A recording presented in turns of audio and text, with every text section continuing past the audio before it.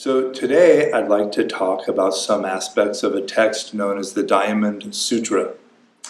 I'll start with some general context.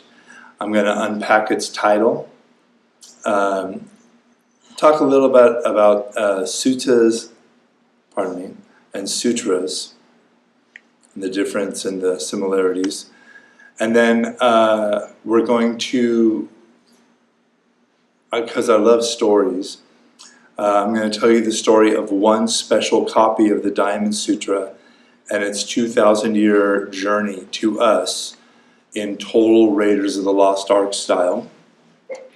And then I will conclude with the final verse of the Diamond Sutra as a contemplative meditation. Anything I say is a sincere effort to be of service and benefit. Anything I say that you don't like, please feel free to send to me in an email your serious concern. There's nothing I'd rather talk about than this stuff. Franz at longbeachmeditation.org. Also, there will be a Q&A at the end, and you can raise those concerns there. Alternately, anything I say that you don't like, you can just, and I won't be hurt at all. In a lifetime of studying the Dharma poorly, there's been a lot of talks that I've seen, and I was like, well, that was terrible. And then, 30 years later, I'm like, oh my God, that was the best thing I ever heard. So, if I'm lucky, that's how it goes. Either way, no problem. All right.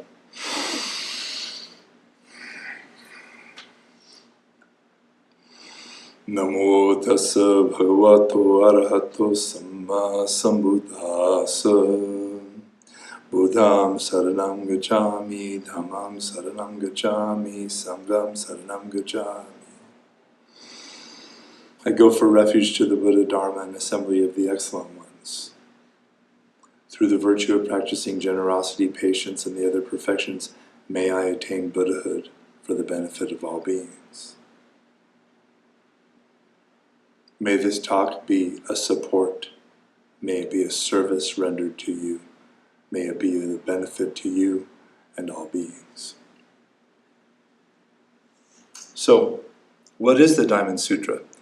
The Diamond Sutra is how we imperfectly translate the title of a written teaching composed sometime between the years 200 BCE and 100 CE. If you're using the old way of calling it, which my brain still does because I'm that old, 200 BC and 100 AD. This text is absolutely central. It is crucial. It is foundational to all the Buddhist traditions that we're developing and continue to develop since its composition. It also is one of those texts that manages to shed light, to elucidate dark spots that in people's understandings of the traditions and teachings that came previous to it. The Diamond Sutra represents the foundations of the Mahayana view. And just briefly, because what is the Mahayana view would be a 300-part talk. Just briefly, does anybody in the room want to tell me something that they think is part of the Mahayana view or the Mahayana orientation? Go for it. Emptiness. My dear friend right here said emptiness. Yes, sir. It's a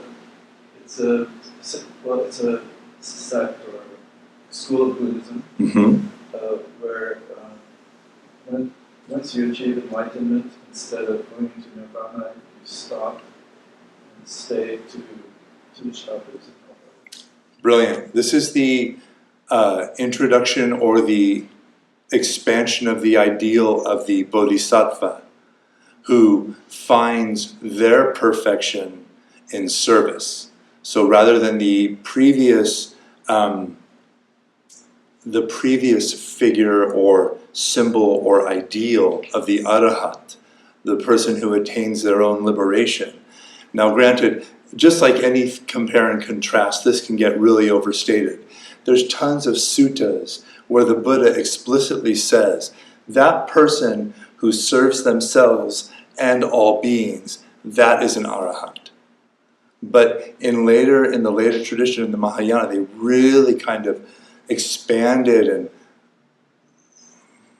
colored in, drilled down on this idea of liberation is not for me, it is my service to all beings. Yes, sir? My understanding, also as Buddhism began to travel to other cultures and society, there were at least two versions, but what became the more progressive as far as if it seemed reasonable, let's take a look at it. This is a really great point too. Buddhism, for 2,600 years, it has this kind of magical jujitsu where wherever it goes, it can respond to the culture's concerns and cares of whatever's going on wherever it goes. And for some people, myself included, this seemed a little suspect. But actually, it's not a bug, it's a feature. And this is one of the reasons why Japanese Zen and Chinese Chan and Korean Son and Mahayana, Vajracchedika, Dzogchen, Mahamudra, etc., they can look so different. Because everywhere the Dharma went, it said, oh, what is this? What's needed here? What is my function here? And this is actually a wonderful thing. And so the Mahayana represents a progressive movement as it expanded out of its really tiny northeastern Indian context. So much so that the previous parent tradition that we call the Theravada, which is a compound word that means the path of the elders, like the OGs, were like, oh, no, we don't do that. And they went to Sri Lanka and were like, y'all can go be weird over there. We'll have the real thing over here. And I totally respect that my background is Theravada Buddhism. And again, any compare and contrast is for the purpose of pulling it out and making a big deal about it so we can elucidate some important points. Last thing. So the older sutras are the people in Sri Lanka, the Pali language, right? Yeah.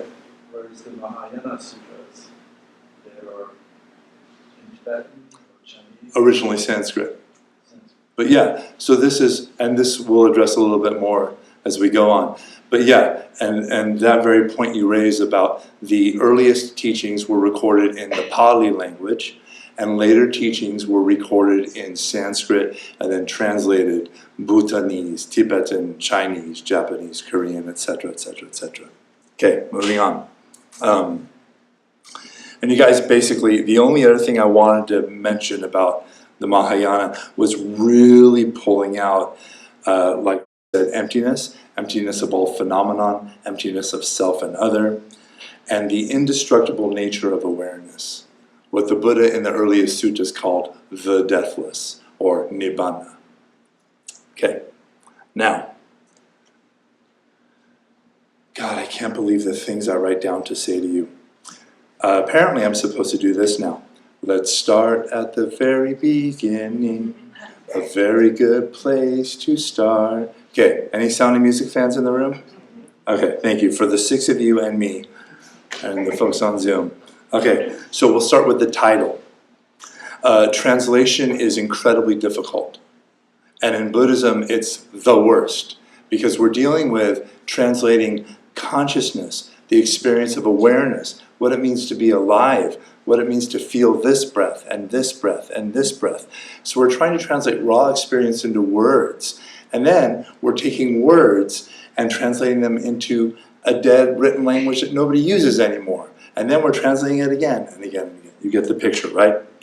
So translation can hide. It can conceal accidentally, but it can also reveal. Up to now, we have been calling this text, we're talking about the Diamond Sutra. But why? The word diamond is nowhere in the text.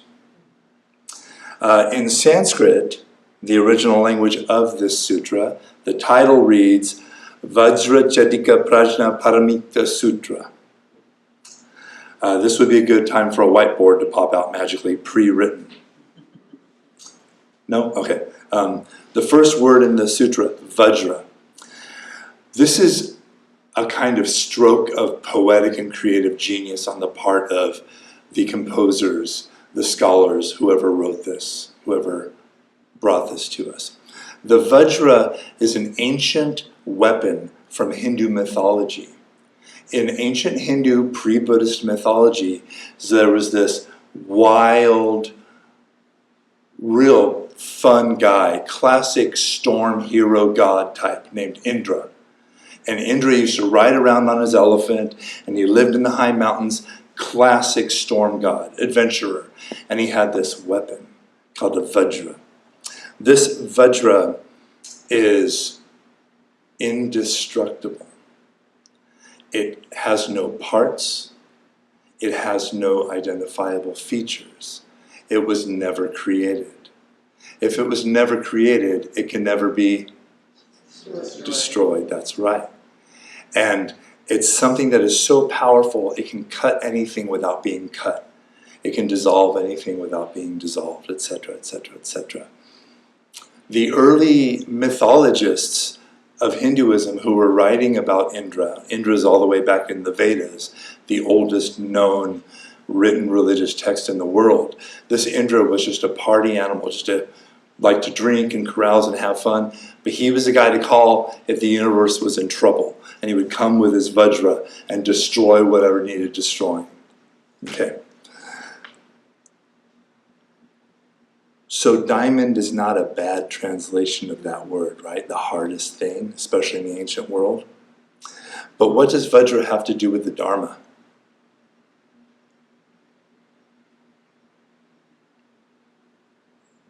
It's not born. It doesn't die. It doesn't die. What is it in the Dharma? What is it in the subject matter of the Dharma that we are talking about that is never born and never dies? Consciousness, awareness, these are all great answers. There are some technical uses, but for our purposes, that awareness.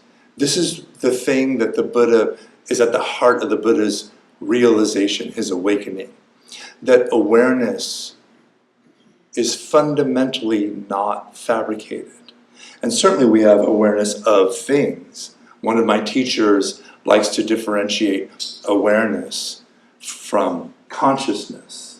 Says, oh, I'm conscious of this thing, and my awareness is doing that thing that awareness does whenever it encounters an object. It goes like shrink wrap. This is a bowl. It is black. It makes a sound. It's X number, of inches deep. It has a shiny bits. It has a scratch there. And all of a sudden, all my thinking, all my thoughts, my awareness that previous to that was completely uncompounded, could not be said to be here or there or anywhere. Where is the edge of your mind? Where is the edge of your awareness? Does it have a center? What color is it? What smell is it? What shape of it? None of those questions mean anything. Awareness, fundamentally, is Vajra. It is beyond any classification, and it is unfabricated. It is birthless, deathless. And the second my awareness touches something, in a way it takes birth. The Buddha used to talk about the way the mind is free and then it encounters an object. And it's like when fire touches a log. And now the fire that was latent in the entire universe, air, fuel, spark, it's all there somewhere. And then it happens. And now the fire and the log are like trapped in this like death match, right? Like our mind, like my mind. Especially when it encounters things like things I really like or things I really don't like. Death match. Okay. Vajra. This Vajra. And the second word in the title, Chedika, cutter, can cut through anything. So Vajracchedika, this Vajra cutter, this indestructible thing that can cut through anything. Your awareness, this Buddha mind that you are, if you can be said to be anything at all. And then the second half of the title, Prajnaparamita. This is a class of sutra. Prajna means wisdom, paramita means perfection of. So this is the Vajra cutter, Perfection of Wisdom Sutra. An alternate English translation of the title would be, and a perfectly usable one, would be The Diamond That Cuts Through Illusion. Because this sutra's specific goal is to help cut through our faulty perceptions of the world around us and of ourselves. We think in our kind of habitual, compulsive, ordinary way that I'm this person and you're that person and this is here and that's there and this. We live in this world of all these completely separate things and people, and even my internal world, things and people and ideas and arguments I had 30 years ago. But in fact, there are no individuals, truly speaking. There are no objects, no sentient beings. All of these things that I point at are fundamentally empty of self-nature. This is the point. This is the point of the Vajra, is to see into the empty nature of all things. This can be done in a number of ways. The Buddha spent 49 years teaching various ways of seeing, of peering into this emptiness. And this sutra attempts to do the same. In the words of one of my teachers, the world of objects is the forgetfulness of myself. I get caught in the apparent duality of things, and you're over there and I'm over here. And I think my feelings and ideas and desires are beneficial and good and important, and yours I don't know about. Unless maybe they work with mine, maybe. Now, Pali versus Sanskrit. So why sutra and not sutta? Because the earliest teachings of the Buddha were recorded in Pali, where the word for thread or conversation is sutta. So the earliest teachings that are recorded in the Pali language of the Buddha is sutta. The teachings that were written down later are primarily written in Sanskrit, where the word is sutra, which is where we get our word suture, for instance, or suture in the skull. Functionally speaking, the difference between the suttas and the sutras is that 3 months after the passing of the Buddha, all of the monk and nun and lay disciples of the Buddha got together, and everyone who heard the Buddha say anything spoke their piece. I heard him say this, and then it was correlated and measured against, I was there, I heard him say that, but actually he said it like this. So all of the teachings were collected into what was called the Sutta Pitaka, the basket of conversations, the basket of teachings. So this basket was memorized and taught, and it wasn't written down for many, many years. This may have just been an interesting thing about Indian culture, that traditionally, even in Hinduism, long before the Buddha, the idea of something that is spoken by a teacher into the disciples' ears, that is absolutely much more revered, much more solid than something that's written down and handed off to who knows who. I could write this down and give it to who knows who, and then it gets written down and copied and changed and copied and changed. There's no chain of custody. You can't go back to the original author and say, hey, what did you mean? Whereas in the traditional cultures of India, when you would recite your teaching, you would recite your teacher first. This I have heard from the Blessed One's lips. And then you say the teaching, and someone goes, I want to talk to that guy because that sounds like garbage, or that's brilliant, where is he? And of course, when the Buddha passes, it creates an interesting problem. Who was there? And then even after that first generation of the Buddha's first students passed, who was there to hear it? So the suttas are traditionally thought of as orally memorized conversations and teachings, only written down much later for safekeeping. Sutras, on the other hand, generally come later and are thoroughly composed written works of literature. They don't represent themselves as journalistic. And you can tell oftentimes in a sutra because it'll be like, One time, the Buddha and 4,000 perfect disciples were sitting on top of a mountaintop, and there were dragons and demigods, and and you're like, oh, okay, I don't think this actually happened necessarily, but they're kind of setting the stage. Interestingly, the word sutta and the word sutra have a shared etymology that invites an expanded understanding of what each can be. Both of them, though different words, share a root word, sukta, which means beautiful, pleasing, sweet. And in fact, there's places in the suttas where it talks about anything that is pleasing, anything that is beautiful, anything that is well-spoken and skillful. That is the word of the Buddha. The Dharma is everywhere. No one can own it. In the words of the great Ajahn Chah, Thai forest master, he would say, actually, all the birds and all the trees and every blade of grass is teaching Dharma, but you don't understand, so you have to go to some knucklehead. He said, you have to go to some Ajahn, some human teacher, but in this case it's me. And go, what's the Dharma? And I go, well, it's like this. And I put on a song and dance show and try to point at it. But actually, every breath you've ever had has been telling you, things arise and things pass away. You are not different from this place. You are home here. The world flows into your lungs, and the breath flows out into the world. Dharma is everywhere. It would be hard to overstate the importance of this text in Buddhist thought and practice. It was crucial in the formation of Mahayana, which became Chan, which became Zen, etc., etc. The text itself.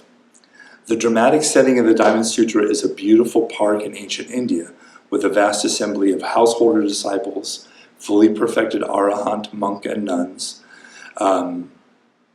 bodhisattvas, gods, demigods, and even asuras, demons, titans, monsters. This sutra presents a dialogue between the Buddha and his student Subhuti, who was an arahant known in the sutras for their mastery of loving kindness and compassion. This is an interesting point too. This Diamond Sutra may be the very first Prajnaparamita Sutra. This is like the opening salvo in this progressive turning of the wheel, this next turning. And the person who asks the question and motivates the Buddha to speak is a master not of mindful awareness, not of concentration, not of monastic discipline, but of loving kindness. This is the orientation of the Mahayana. It is loving kindness and compassion that is the true motivator of spiritual practice, of awakening. It explores the nature of reality, tearing down our usual dualistic perception of the world, etc., yada, yada, yada. While the Diamond Sutra is absolutely foundational to all Buddhism and is explicitly presented in the Mahayana and Vajrayana schools and has been lovingly chanted for more than 2,000 years, in 1000 CE, we got really lucky. And again in 1900 CE, and again in 1907 CE. In the British Royal Library right now is an unbelievably gorgeous copy that was originally discovered in 1900 by a monk in Danhuang, China, an old outpost of the Silk Road and center of Buddhist scholarship and practice on the edge of the Gobi Desert. This Diamond Sutra was one of 40,000 scrolls and documents hidden in the cave of 1,000 Buddhas, a secret library complex hidden and sealed up around the year 1000, when the area was threatened by a neighboring kingdom. In 1907, 7 years after it was discovered by the monks who were guarding that secret hidden library. I mean, come on, that is so cool. Archaeologist Mark Aurel Stein was on an expedition mapping the Silk Road when he heard rumors about an ancient secret library buried in the caves. So he did what any self-respecting archaeologist would do. He bribed the local abbot of the monastery and said, what's the library you got there? And he was brought into the cave complex, and he just grabbed anything he could get his hands on. He smuggled away thousands of documents, including this specific copy of the Diamond Sutra. Written in this copy that he smuggled, that is now on display in the Royal British Museum, there is a dedication that reads as follows. This was reverently made for universal free distribution by Wang Jie on behalf of his parents and all sentient beings, as an act of devotion and charity in pursuit of merit. The printer does not record how many copies of this sutra were actually produced, but it is dated, and the date, 11th May, 868, makes this the earliest dated printed book in the whole world. By contrast, the Gutenberg Bible, the first time the Gutenberg Bible was printed is somewhere between 1450 and 1455. It is also the first known creative work with an explicit public domain dedication for universal free distribution. Okay. The whole sutra can be read in one sitting and is often chanted daily or weekly. It is also very popular to take a single chunk of 4 lines, called a gatha, G-A-T-H-A, as a focus for contemplation on and off the cushion. This can be a very powerful practice for deepening our Dharma life, our practice life, and it's very flexible. Remember, there's nothing magical in any of these words. Words, signs, symbols, pictures are all just representation. They're just trying to point at something. There's no magic in them. They're trying to convey meaning. So, in your practice, if you find a poem or a song or a verse and it speaks to you, says something deeply to you, feel free to adjust, adapt, and accommodate, retranslate. Take your place in the great history of scholar translators and make it how you like it. There are excerpts from various suttas that have become a part of my daily practice and I recite every day. And they have become really significant for me. And if you've sat with me on a Monday night, you hear one every Monday night at the end of class. The sutra itself is only 6,000 characters long. It's very short. But like a diamond, it has thousands of facets that reflect and refract and can be studied forever. I want to present to you the final 4 lines of the Diamond Sutra. And it can be for you like a contemplation. I've been talking a lot, so I want to invite you to, plus it's like peak nap time, right? Every mammal in the world knows this is time to lay down and go night-night for a bit. So take a second, shake, wiggle, take a few bracing breaths, breathe out.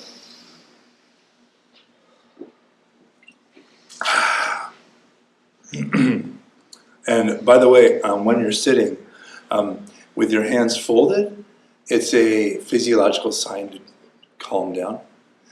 But if your hands are on your lap or forward, it's a physiological sign ready. So when I'm sitting and I'm a little agitated, hands are folded if I need to relax. But when I'm sitting a lot more often and I'm a little sleepy, hands here.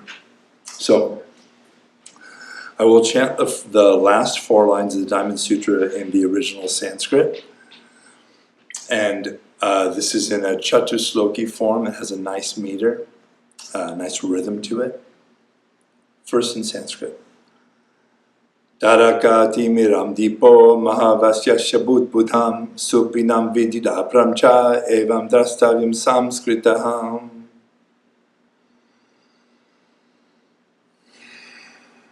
The poetic translation that we are used to, or you've probably heard, is, so you should view this fleeting world, a star at dawn, a bubble in a stream, a flash of lightning in a summer cloud, a flickering lamp, a phantom, and a dream. This translation has been manipulated a bit so that it's pretty and rhymes in English. A more literal translation from the Sanskrit could read like this. As a lamp, a cataract, a star in space, an illusion, a dewdrop, a bubble, a dream, a cloud, a flash of lightning. View all compounded things like this. What's compounded?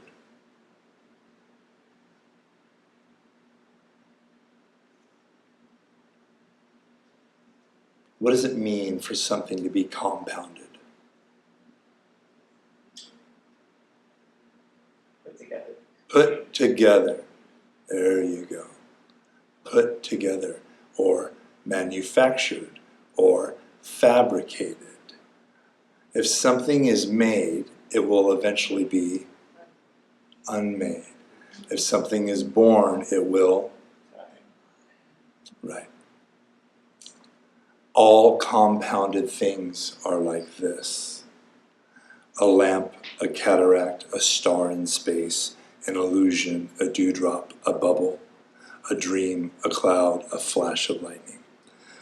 When the Buddha was passing, in his final breath on this earth, his final instructions to his students went thus: all compounded things fall apart. Tread this path with care. In this instance, he was referring to his body, but it applies all compounded things.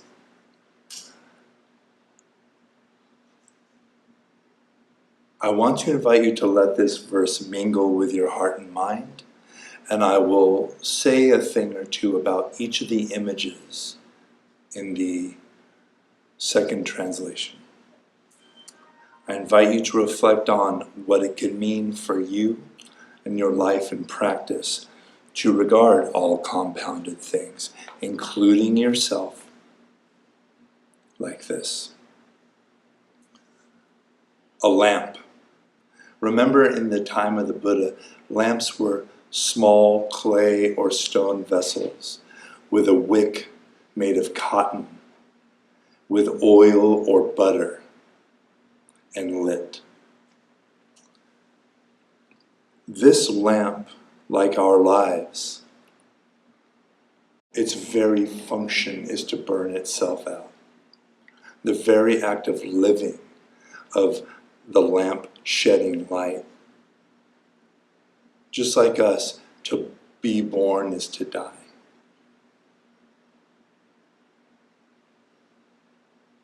And how wonderful would it be if we could, by our living and dying, shed light.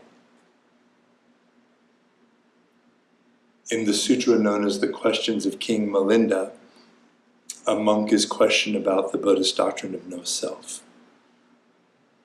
And the monk Nagasena says, "King, it's just like the lamps that are lit in your inner chambers. You are a rich and powerful king and you have good servants, so throughout the night, the wick in the lamp is replaced. And when the lamp gets low, a new wick is brought and lit from the first. Can you say that it is the same lamp from when you first went to bed till when you wake up? No, king. Can you say that it is a different lamp? Not entirely, because it's the same flame, made of the same stuff from when you went to bed to when you woke up. This is like us. We are ungraspable in this way. Where is the you that was born? It's not you, obviously, but it can't be anything or anyone else. Who else could you say it was that was baby you? It was you, but it's not you. A cataract. Cataract in the eye. When we look to the world with cataracts, my mom was talking about her cataracts recently. I hope she's not on Zoom right now. But she was talking about, she's saying, everything's just blurry. And I can't really get a grasp of it. And she was complaining that when she walks, especially at night, it just makes it like she can't rely. She doesn't know where she is in space, properly speaking, or what might be in the way of her next step. And this is actually how things are. The fault, the problem, is in here, just like a cataract. There's nothing wrong with things being changeable, flexible, arising and passing away, constantly shifting. But when I try to grasp them in space, when I try to, this thing will make me happy and it'll never change and I'll never change and this is what I wanted, or this person, or this situation. Life's not like that. It's constantly arising and passing away. The fault, the problem comes when I think I can get a real bead on it and it's reliable. That's our problem. It's like we see things wrong, like we have cataracts. It's also correctable with proper treatment. Just like us, just like our way of seeing. A star in space. Like a star in space whose light has traveled countless millions of miles to enter our eyes, our sensory contact with all objects are like snapshots of the past. Our senses register a contact, the information enters our nerves to the brain, the raw data gets decoded, interpreted, sent to the language and memory centers, and then the thought rings out in our head, oh, black bowl. That's old news. By the time that my brain makes sense of what I'm seeing, it's old news. It's milliseconds old, which maybe isn't very long, but it's literally not the same object. I point at something, and the thing that my brain tells me it is, it's not that thing anymore. And remember, all these things look really solid, and every single one of them is decomposing, including me.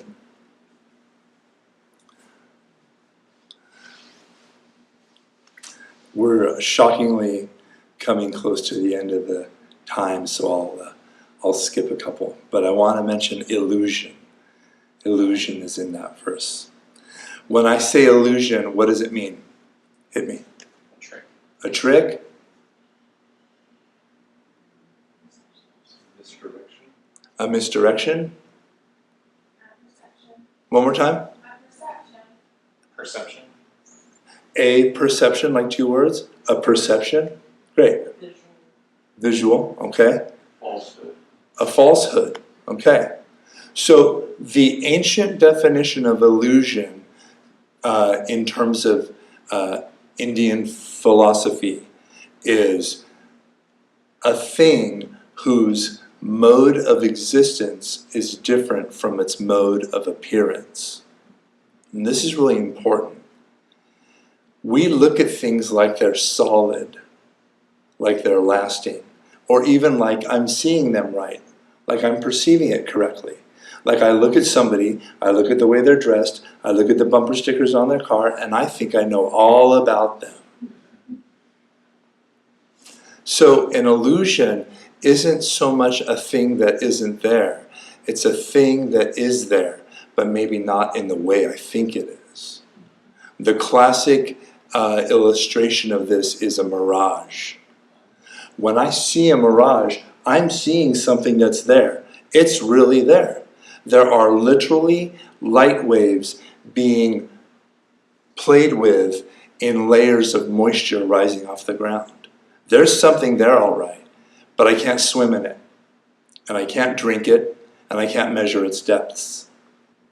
This is a really good way of pointing out the way I look at the world, and it's probably different from the way I have decided it is. Let's say it's an invitation towards an expanded repertoire of how the world could be.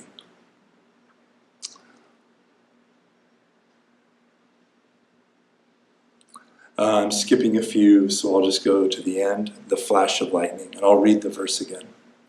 A flash of lightning. Flash of lightning is gone as soon as it's here. Gone in a flash, right? Arising and passing away. Blink and you'll miss it. Also, the indescribable power of lightning, and yet it's like it was never there in the first place. This is so much like our lives. You know people. You have met people. You might be related to people. This might have been you at some point that you were missing, or they were missing a significant portion of their life. I know I've spent time sleepwalking in my life. The great Ajahn Chah says, There are people who are born and will live and die without once knowing the feeling of the breath in their body, missing it. It's just easy to do. There's a lot going on in life. And your life is so powerful. You can do so much good. And yet, what is a human life? It's there and it's gone, it's there and it's gone, it's there and it's gone. So, maybe this could be an invitation to not take it all so seriously, too. So, as a lamp, a cataract, a star in space, an illusion, a dewdrop, a bubble, a dream, a cloud, a flash of lightning, view all compounded things like this.